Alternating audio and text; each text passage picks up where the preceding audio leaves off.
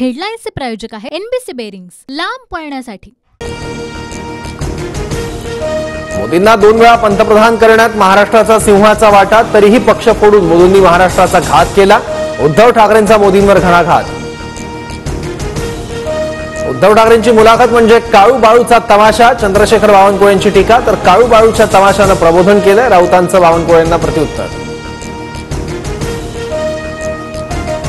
राम मंदिर कोर्टाच्या निर्णयाने झालाय प्रभू श्रीराम सर्वांचेच, कोणाची मक्तेदारी नाही। मात्र आता भाजपमुक्त राम व्हायला हवा, उद्धव ठाकरेंचा हल्लाबोल। उद्धव ठाकरेंनी घरातल्या नोकराला मुलाखत दिली, आम्हाला उद्धव ठाकरे मुक्त हिंदू समाज करायचा आहे। नितेश राणेंचा ठाकरेंवर हल्लाबोल। 1999 पासून उद्धव ठाकरेंना मुख्यमंत्री पदाची स्वप्न पडू लागली। मुख्यमंत्री पदासाठी स्वतःचं नाव पुढे न आल्यामुळे ठाकरेंनी अपक्ष आमदारांच्या मागण्यांकडे दुर्लक्ष केलं। एका वृत्तपत्राला दिलेल्या मुलाखतीत फडणवीसांचा ठाकरेंवर निशाणा। नारायण राणेंच्या नेतृत्वात युतीचा पराभव झालाय, फडणवीसांना माहित नाही का? देवेंद्र फडणवीस राजकारणातील कच्चं मडकं, त्यांना गांभीर्यानं घेऊ नका, राऊतांचं प्रत्युत्तर। राजकीय जन्म देणाऱ्या शिवसेना रूपी आईच्या कुशीवर वार केला, रोखठोक मुलाखतीतून उद्धव ठाकरेंचा मुख्यमंत्री एकनाथ शिंदेंवर निशाणा।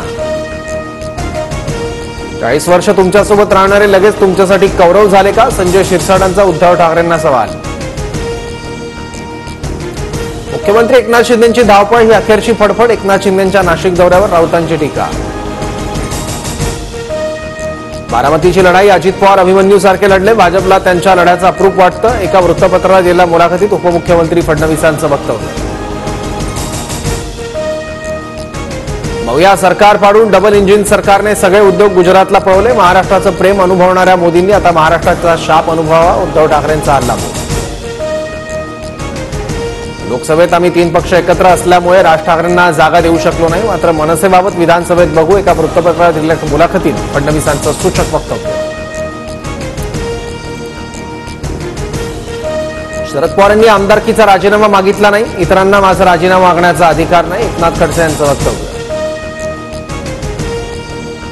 सोलापुरात कांदा उत्पादक शेतकऱ्याच्या पदरी निराशा, निर्यात बंदी उठवल्यानंतरही कांद्याला भाव मिळेना। 24 पोती कांदा विकल्यानंतर शेतकऱ्याला मिळाले फक्त 557 रुपये।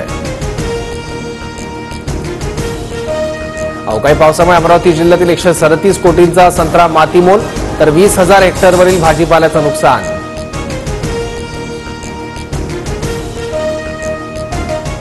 हेडलाईन्सचे प्रायोजक आहे एनबीसी बेरिंग्स, लांब पळण्यासाठी।